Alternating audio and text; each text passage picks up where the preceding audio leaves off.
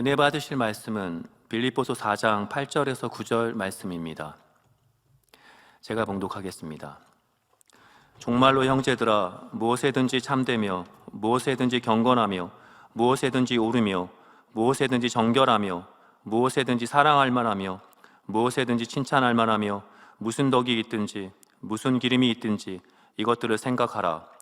너희는 내게 배우고 받고 듣고 본 바를 행하라. 그리하면 평강의 하나님이 너희와 함께 계시리라. 아멘. 영상으로 준비된 금빛 성가대의 찬양과 연주 후 당회자님의 영상 설교, 육체의 결여 네 번째 제아의 말씀을 듣겠습니다. 사랑하는 성도 여러분, 전 세계 및 전국의 지교회 성도 여러분, 지성전 성도 여러분, 전 세계 인터넷을 통해 예배 드리는 모든 성도 여러분, GCN 방송 시청자 여러분, 육체의 결여 네 번째 시간입니다. 아가서 4장 7절에 보면 나의 사랑, 너는 순전히 어여뻐서 아무 흠이 없구나 했습니다. 하나님께서는 우리에게 원하시는 모습이 바로 이렇게 순전하고 흠이 없는 모습입니다. 또 빌립보서 2장 15절 16절에 이는 너희가 흠이 없고 순전하여 어그러지고 거스리는 세대 가운데서 하나님의 흠없는 자녀로 세상에서 그들 가운데 빛들로 나타내며 생명의 말씀을 밝혀 나의 다름질도 헛되지 아니하고 수고도 헛되지 아니하므로 그리스도의 날에 나로 자랑할 것이 있게 하려 함이라 했습니다. 여러분이 참된 하나님의 자녀라면 말로만 복음을 전하는 것이 아니라 여러분의 삶을 통해 전해야 합니다. 흠없고 순전한 모습이 되어 세상 사람들이 볼 때 참으로 은혜롭다, 본이 될 만하다, 이런 말을 들을 수 있어야 하지요. 이렇게 되기 위해 가장 중요한 것은 당연히 첫째가 성결입니다. 성결되려면 큰 죄악의 뿌리는 물론 사소한 흠과 점도 없어야 하지요. 그런 여러분이 되어야 하기 때문에 여러 시간에 걸쳐 육체의 결례에 대한 말씀을 증거하고 있습니다. 육체의 결례가 무엇인지 이제 여러분도 설명할 수 있으신지요?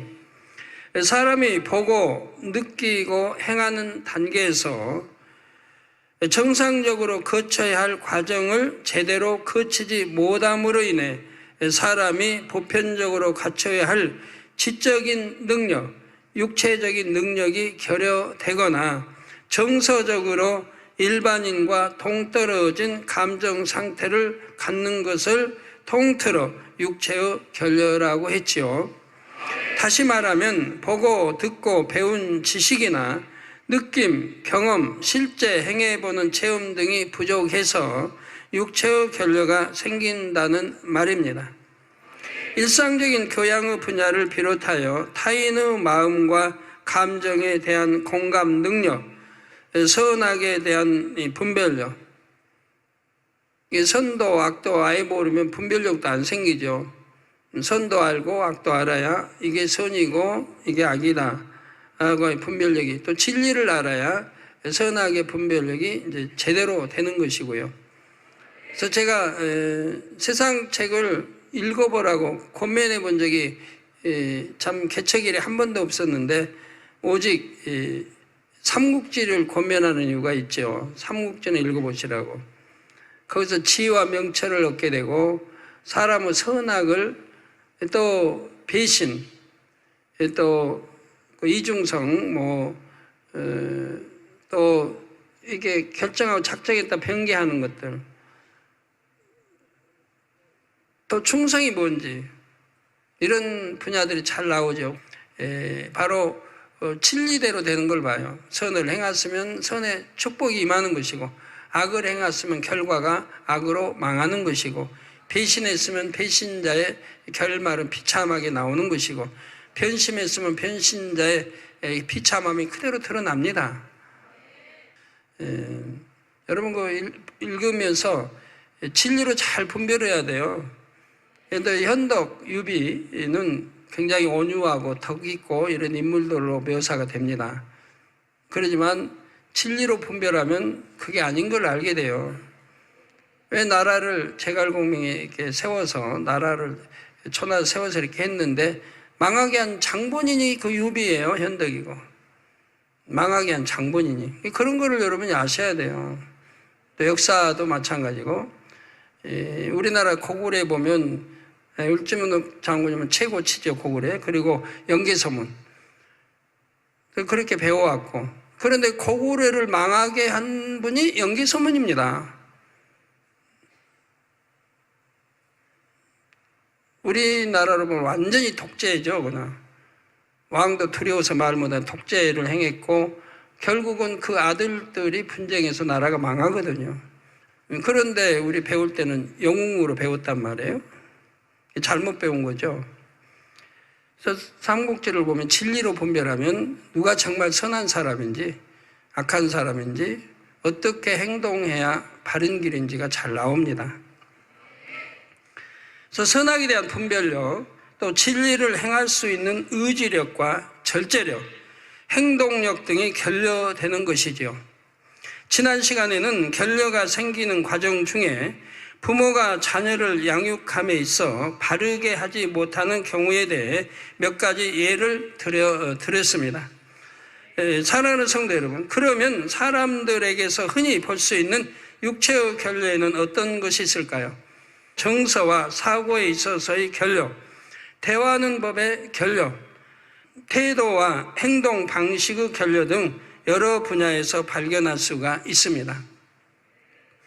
지난 시간들을 통해 설명한 내용과 겹치는 것도 조금씩 있지만 하나씩 구체적으로 살펴보겠습니다.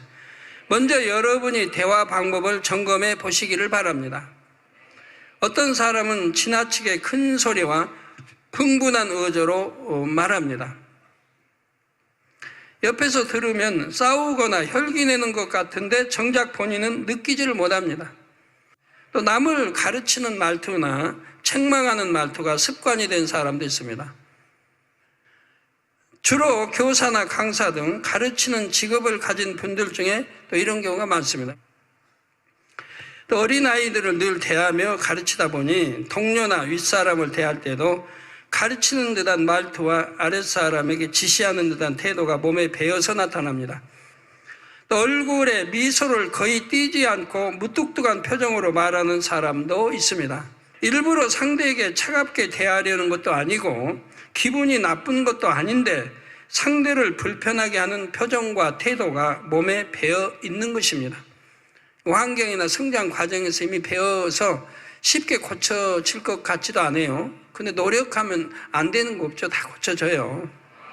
그 밖에도 대화를 할 때 상대를 툭툭 치거나 손가락질하는 경우, 또 말을 정확하게 하지 않고 웅얼거리는 것처럼 말꼬리를 흐리는 경우가 있습니다. 여러분 이제 상담을 오든 가족이 인사 오면 대부분이 말을 정확하게 하질 않아요. 그 웅얼거리는 것처럼 말꼬리 흐려버리는 게 제가 못 알아들어요. 절반밖에 못 알아들어요. 대화하면 여러분 가지고 와서 간증하고 해도 절반밖에 못 알아들어요. 그러니까 여기서 간증을 대신해 줘도 정확하게 전달을 못 할 때도 있어요. 그러면 제가 이제 하죠. 제가 안 들리니까 좀 큰 소리를 해주세요. 그러면 그때뿐이에요. 그때만 큰 소리 단어 하나 나오다가 다시 그냥 말꼬리 흐려지고 안 들리는 거예요.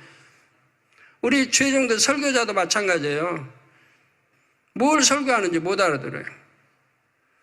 흐려버려요, 끝이. 처음과 끝이 동일해야 돼요.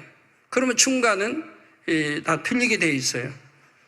이게 찬양도 마찬가지. 처음과 끝이 동일하게 나가야 되는데, 물론 고음 좀 다 있지만 거기 맞게 동일하게 나가야 되는데, 처음만 탁 튀어나오고 끝이 안 나고, 그래서 가사 전달이 잘 안 되는 거예요. 근데 가사 전달이 잘 되어야 은혜가 되는 거죠. 그 내용을 알아야 은혜가 되고 감동을 받잖아요. 또 너무 빠른 속도나 귀찮은 듯이 부정확한 발음으로 말하는 경우, 대화하면서 상대를 바로 보지 않고 주변을 산만하게 둘러보는 경우들이 있습니다. 대화할 때는 상대 눈을 보고 대화를 해야 되거든요. 들을 때도. 그래야 상대를 존중해주고 섬기는 자세인데 상대는 말을 하고 근데 딴 데 보고 있는 거예요. 딴청하고. 그 산만하게 주의 두는. 그러면 상대를 무시하는 거예요. 이거는 굉장히 교양이 없는 행동이지요. 이런 건 당연히 고쳐야 됩니다. 그래서 대화하면서 상대를 바로 보지 않고 주변을 산만하게 둘러보는 경우, 또 상대가 관심 없는 이야기를 자기 혼자 계속하면서 남들을 지루하게 만드는 경우도 있습니다. 그래서 상대가 관심 없는 이야기를 혼자 계속 하는 것도 안 되죠. 눈치 봐서 내 말에 별로 흥미를 못 느끼는구나. 또 듣는 거를 별로 좋아하지 않는 표정이라면 얼른 멈춰야 돼요. 멈추고 대화를 다른 곳으로 바꿔야죠. 남의 말을 끝까지 듣지 않고 중간에 끊고 자기 하고 싶은 말만 하거나 자기 생각 속에서 동문서답하는 것도 예의에서 벗어납니다. 남의 말을 끝까지 들어줘야 되는데 중간에 자르는 분들이 의외로 많이 있습니다. 그리고 또 자른 분들이 자르면 그 다음 말이 나오는데 판단 정지하는 거예요. 그 다음 말이 뭐 나올지를 모르는데 말한 사람 본인이나 하나님만 아시는데 본인은 아는 것처럼 자르고 그 다음 말을 이어가는 거예요. 근데 안 맞는 말이거든요. 그런 내용이 아닌데 중간에 잘라가지고 그러고 있단 말이에요. 그런 경우가 참 많이 있습니다. 이거 고쳐야 됩니다. 굉장히 큰 실례잖아요. 끝까지 듣지 않고 자르면 이제 판단 정죄가 나와버리죠. 또 중간에 끊고 자기 하고 싶은 말만 해요. 분명히 상대 말을 끝까지 들어주고 내 말을 해야 되는데 들어주지 않고 이렇게 끊고 자기 말을 한단 말이에요. 이것도 큰 결례입니다. 실례입니다. 근데 어떤 분들은 상대에게 틈을 안 주고 혼자 계속해요. 틈을 안 주고. 저도 그런 분들 몇 분 있는 거 봐요.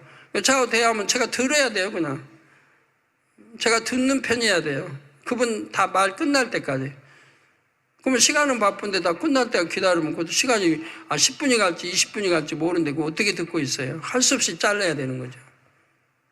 근데 그런 신뢰를 하면서도 본인은 몰라요. 다른 사람에게도 동일하게 그렇게 하고요. 그런 분들 몇 분 있는데 오늘 나구나 하신 분들은 고치셔야 됩니다. 그래서 자기 하고 싶은 말만 하고 자기 생각 속에 동문서답하는 것도 예의에서 벗어납니다. 동문서답하는 분들 대부분은 속마음이 진실지 못하고 뭔가 숨기려고 하는, 털어놓자 숨기려고 하는 것이 있기 때문에 동문서답이 나와요. 이게 습관이 돼가지고 몰라요, 자기도. 완전히 습관이 돼버린 거예요. 여러분은 대부분이 습관이 돼가지고 동문서답을 하고 있는 거예요. 동문서답 안 한 분들은 극히 드물어요. 많지 않아요. 동문서답하는 것도 예의에 벗어나고 이는 상대가 나에게 무슨 말을 하는지 관심이 없다는 태도이고 결국 상대를 존중하지 못하는 것이죠. 반면에 상대로 하여금 피치 못해 말을 끊게 만드는 경우도 있습니다. 긴급한 상황에서 정확하게 용건만 말해야 하는데 느리고 장황하게 설명하기 때문이죠. 바쁘고 다급한 상황인데도 계속되는 상대의 말을 끊지 못해서 붙잡혀 있어야 한다면 마음이 얼마나 불편하겠습니까? 또 그러니 자신이 할 말이 있다 해서 무조건 내 말을 할 것이 아니라 상대의 상황을 살필 줄 알아야 합니다. 아무한테나 쉽게 반말을 하거나 격에 맞는 경어를 쓰지 않는 경우도 있습니다. 자기 편에서는 허물없이 친밀하게 대하는 것이라 해도 상대의 입장에서는 오해할 수도 있습니다.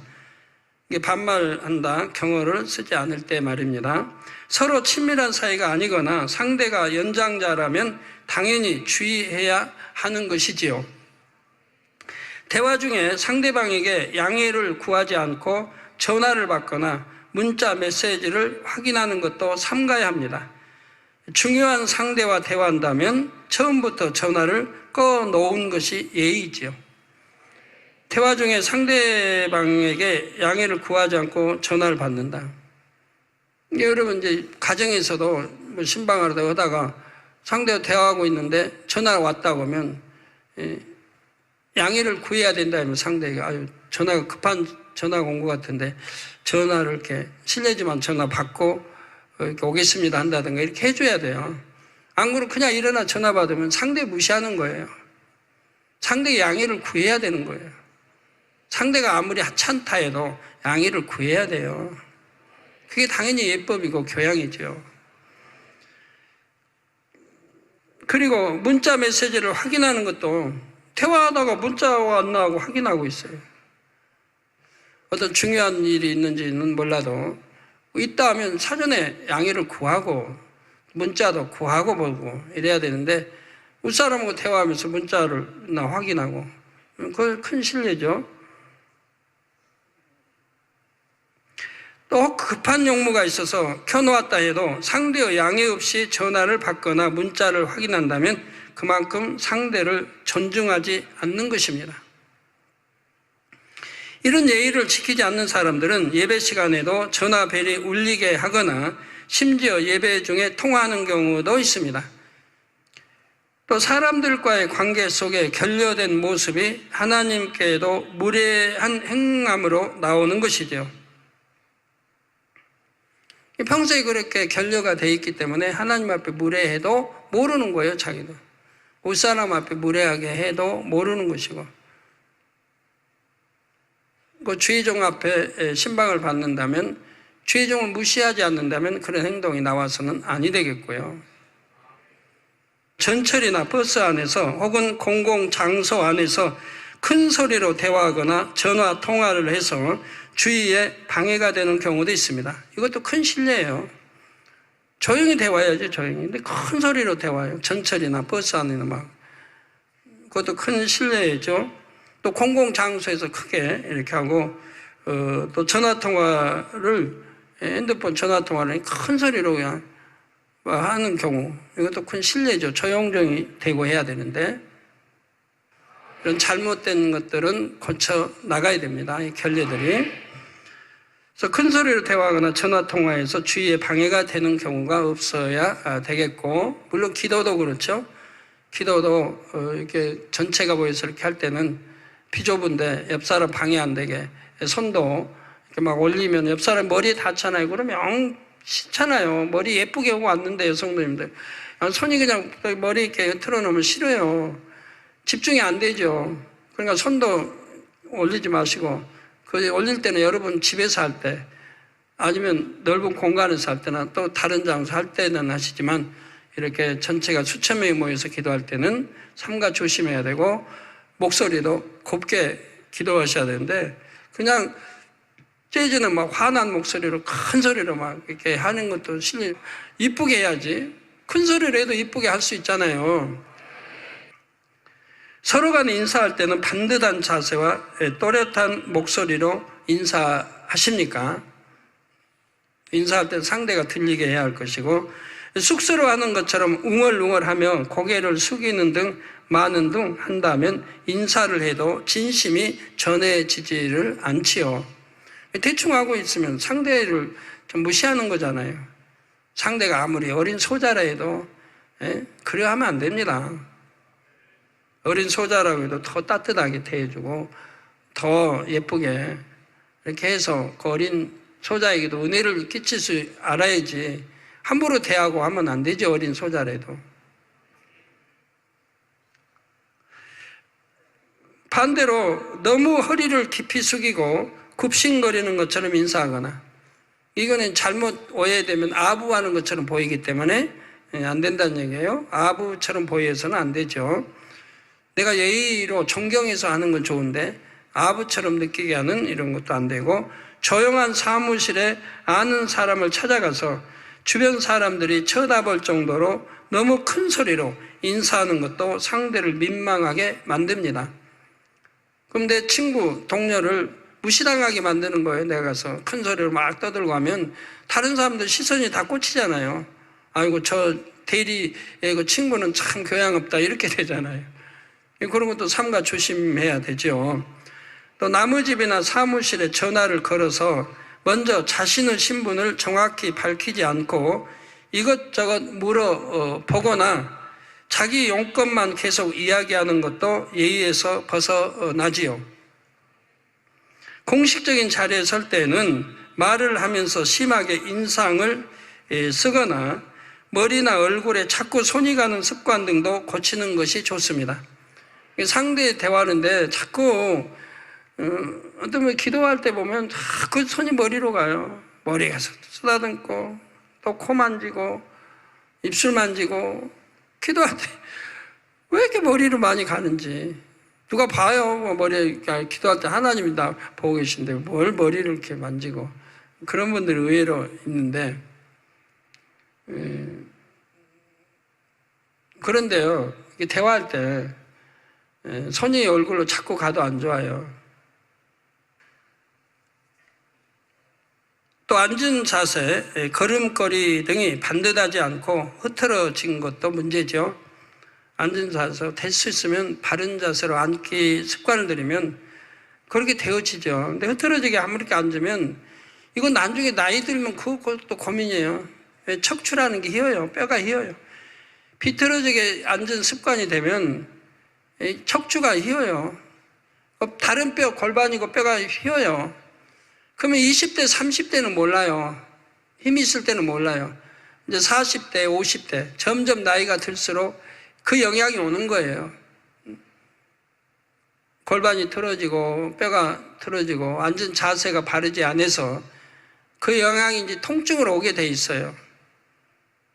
그때는 좀 곤란은 늦잖아요.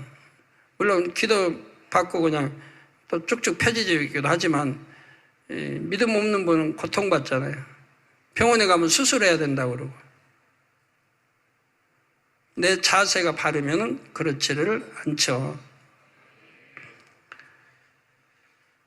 앉은 자세, 걸음걸이 등이 반듯하지 않고 흐트러진 것, 걸음걸이도 반듯해야 되는데 여러분 걸을 때 걸음걸이도 대부분 다릅니다만은 갈짓자로 걷는 사람, 양쪽 무릎 사이를 벌리고 또 그렇게 걷는 사람이 있어요. 또 여러 모습이 있습니다. 손을 또 너무 흔들고 이렇게 하는 분도 있고. 그래서 이런 앉은 사이 걸음걸이 등도 반듯하지 않을 때 이제 세월이 흐르고 한 40대, 50대, 60대로 접어들면 그 결여된 분야에 문제가 생깁니다. 바로 앉은 자세가 바르지 않았기 때문에 이제 척추가 휜다든가 골반뼈 휜다든가 이런 이제 분야들이 또 생겨가지고 젊을 때는 몰라요. 또 건강할 때는 몰라요. 좀 몸이 약해지면은 거기에 대한 이제 통증이나 아픔으로 오는 걸 보게 돼요. 또 반듯하지 않고 걸음걸이 등이 반듯하지 않았을 때, 흐트러졌을 때 이것도 또 세월이 지나면 그 이제 통증으로 또 여러 모습으로 그 뼈가 온전치 못하니까 바르야 되는데 휘었기 때문에 분야들이 이렇게 잘못으로 나타난 걸 봅니다. 요란하게 쿵쿵 소리 내며 걷거나 그리고 신발을 질질 끌며 걷는 거 의외로 그런 분들이 있어요. 복도에서 또 신발은 또박또박 이렇게 들어 걸어야 되는데 질질질 끌어요. 그러니까 스리바를 질질 긁는 소리가 나고 이런 것도 있습니다. 또 장이나 서랍을 닫을 때 큰 소리를 내거나 발로 차서 닫는 등도 주님의 신부로서 온전한 모습이 아닙니다. 장을 닫을 때 열고 이렇게 닫아야 되는데 열고 팍 닫아버려요. 그러니까 소리가 꽝하고 나죠. 그 서랍을 닫을 때도 싹 열고는 탁 해버려요. 가지고 닫히는 소리가 이제 들리죠. 이런 것도 있고 또 발로 차서 닫는 거. 문도 어떤 분은 문도 발로 차서 이제 열어요. 그 열리는 분들이 있어요. 차서 열고. 그 이제 조금 닫아서 사이가 좀 떴으면 발로 툭 차가지고 여는 것도 봤고. 그리고 닫을 때는 그냥 굉장히 닫는 것도 소리 내서 닫고 이런 거 봅니다. 또 물건을 조심스럽게 다루지 않고 거칠게 다루어서 쉽게 깨트리는 거. 침착하게 행동하지 않아서 쉽게 부딪히거나 넘어지는 거. 우리 연로하신 분들은 침착하게 좀 또 부딪히지 않고 또 걸으셔야 되는데 의외로 연로하신 분들이 그러질 않아요. 권사님들도 그러고.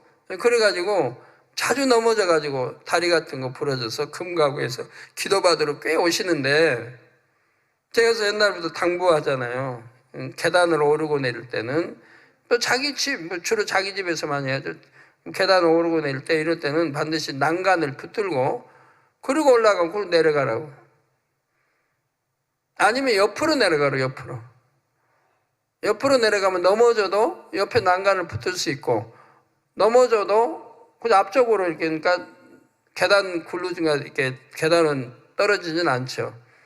차라리 그러시든가. 여기서 조심하시라고 하는데도 왜 그렇게 안 들으시고 그냥 또 급하게 내려가시다가 넘어져가지고. 또 여성분도 마찬가지예요. 히루 굽이 이렇게 밑에 바닥에 금이가 있으면, 그래, 금이 아닌 이렇게 줄이 그 골이 있는 그런 게 있죠. 그런데 걸려가지고 넘어지는 수도 있고. 그러니까 항상 여러분 자신을 지켜야 됩니다. 조심하시고. 문을 여닫을 때 요란한 소리를 내서 사람들이 깜짝 놀라게 하거나 나가면서 문을 열어놓고 가는 것. 만약 여러분이 회사를 방문했다고 해봐요. 그 회사 직원도 마찬가지고 반드시 문을 열고 닫고 이래야 되는데, 회사 방문해서 문 딱 열고 들어가서 문도 안 닫고 들어갔다고 해봐요. 그거 얼마나 시선이 꽂히고 있을 수 없는 일이에요. 그럼 방문도 마찬가지예요. 또 이웃집을 방문하든 일가 친척을 방문하든 자기 가정에도 마찬가지, 문은 닫으라고 있는 거예요. 닫으라고 있으니까 반드시 닫아야 하는데, 열기만 하고 안 닫고 나간다든가 들어온다든가 하는 것도 큰 육체의 결여가 되는 것입니다. 또 다리를 떨거나 손톱을 물어뜯는 것, 이런 습관들도 고치는 편이 더 은혜롭지요. 때와 장소에 맞는 복장도 갖출 줄 알아야 됩니다.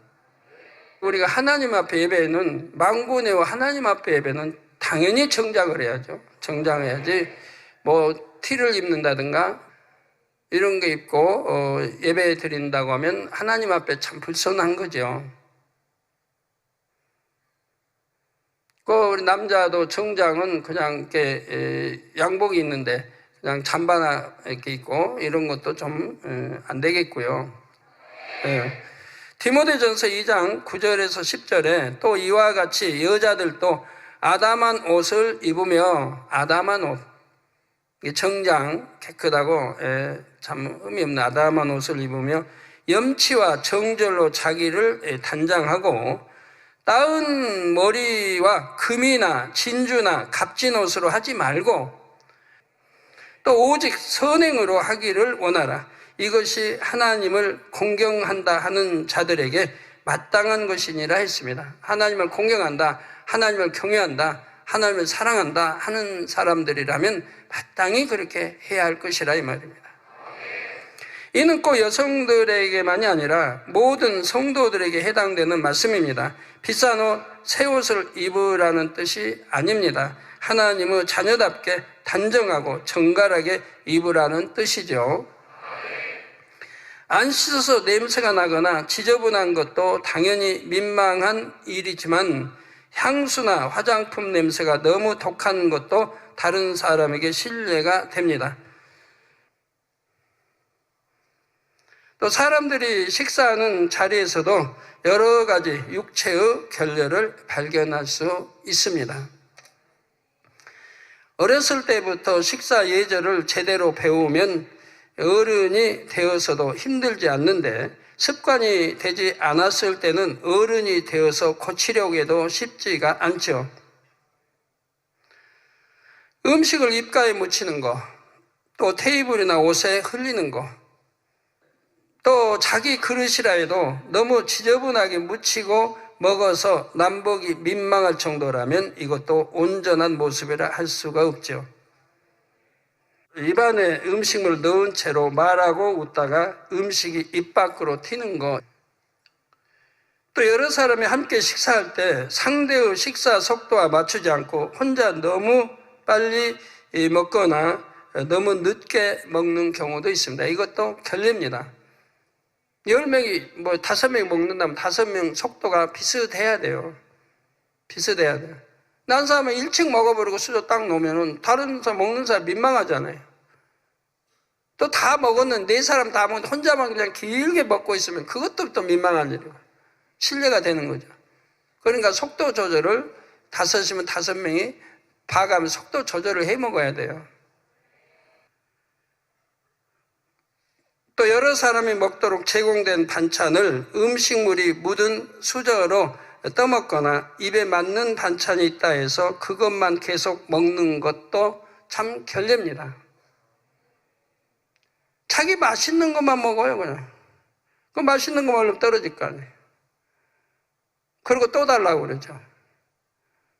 그거야 내가 돈 주고 사 먹으니까 뭐 상관이 없다 하지만 여러 사람이 먹을 때는 골고루 다른 사람도 집어먹도록 해야지 나만 그거 맛있다고 막 집어먹으면 다른 사람은 뭐 먹으라는 거예요.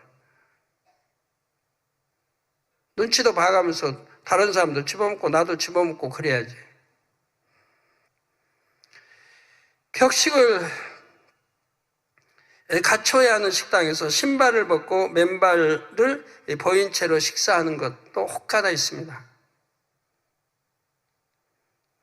윗사람과 식사하다가 급한 일이 있다고 해서 양해도 구하지 않고 먼저 일어나는 것, 이런 것들도 다 결례입니다. 윗사람과 예절에 대한 말이 나왔으니 아버지 하나님과의 관계에 대해서도 여러분이 다시 한번 점검해 보시기를 바랍니다. 예배는 사도신경부터 시작해서 축도나 주기도문까지 전체를 존귀하신 하나님께 드리는 것입니다.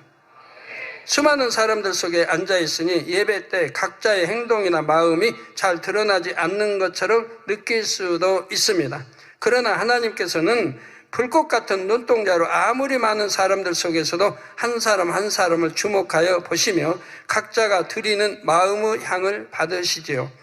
하나님께서 여러분을 지켜보시는데 여러분이 예배에 지각을 하거나 주기도문이나 끝나기 전에 나갈 수 있을까요?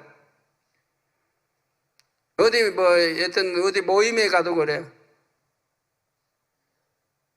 대통령이 국무회의 주재를 한다. 그러면 국무회의 장관들이 늦게 지각할 수 있을까요? 전국 도지사 회의가 있다. 대통령 모시고. 그러면 늦게 도착할 수 있을까요? 못합니다. 아침에 올 수 있는 거리도 혹여 염려가 되기 때문에 전날 와서 가까운 호텔이든 잡고 있다가 오는 거예요. 혹여 실수할까봐.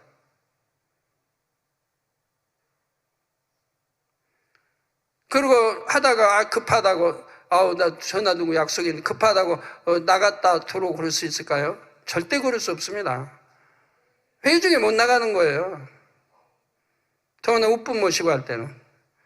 동료들끼리 한다면 회의 중에 나 좀 급한 볼 일이 꼭 있는데 잠깐 나갔다 오면 안 될까? 이렇게 할 수는 있지만 아주 머리 된 웃분들을 모시고 할 때는 그런 결례를 할 수가 없는 거예요.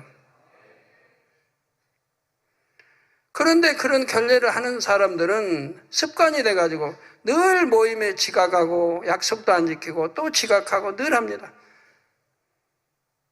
그런 결례 우리 성도님들은 안 하셔야 됩니다. 그런데요, 지각한 분들이 보면 지각을 해요. 핑계를 댑니다.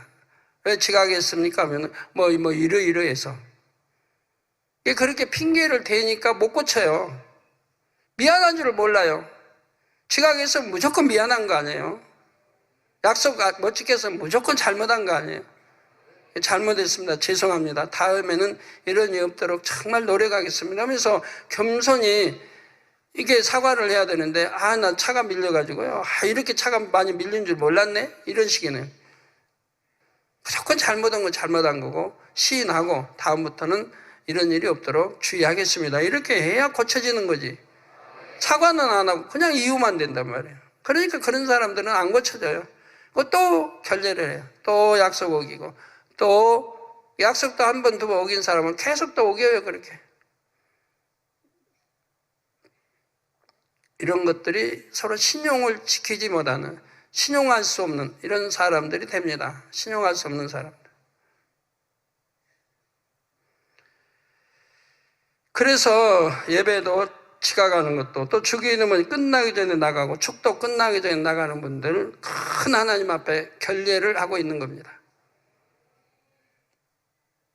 그래서 예배는, 신령과 친유 예배는 묵도 전에, 주기도문 사도식 하기 전에 한 10분 전에 와서 앉아서 묵도하면서 마음을 추스리고 예배 드릴 수 있는 기도를 이렇게 하고, 그리고 묵도 들어가도 이렇게 해야 돼요. 근데 그냥 늦게서 불이 나게 와가지고 그냥 땀 닦고 뭐 하면서 이래도 안 되는 거고, 또 끝나고 주기도문 끝나고 자리에서 일어나야 돼요. 어떤 경우는 주기도문 끝나고 나도 뭐 리시든 뭐 어떤 찬양이 나오죠. 그러면 그것까지 끝나고 나가면 더 좋겠고요. 빨리 가서 식당에 줄을 서지 않으면 너무 많이 기다려야 하기 때문에, 혹은 더 복잡해지기 전에 나가서 귀가 차량의 자리를 잡아야 하기 때문에 하나님 죄송해요 하고 나갈 수 있겠는지요? 그보다는 하나님을 경외하는 마음이 훨씬 더 중요하지 않습니까?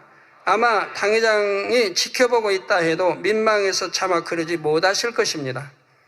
예배 시간에 졸거나 잡념에 빠지는 것, 옆 사람과 잡담하거나 음식을 먹는 것도 마찬가지로 하나님 앞에 민망한 일이지요.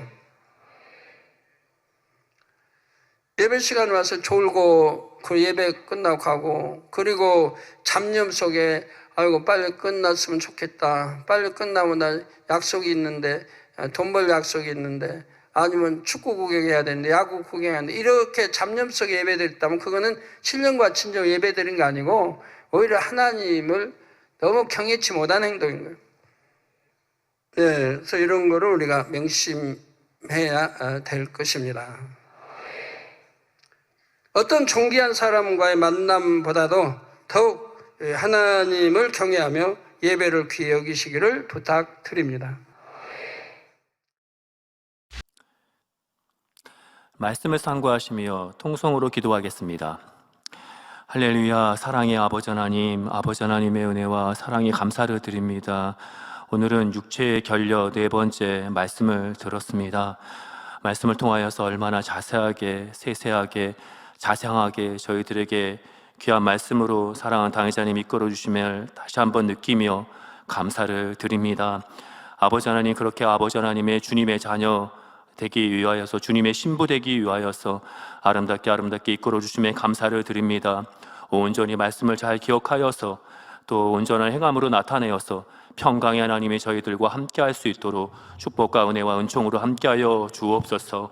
그리하여서 우리 성도님들 있는 처소 곳곳마다 평강의 하나님께서 함께하시는 축복과 은혜 가운데, 평안 가운데, 위로 가운데 함께하여 주옵소서.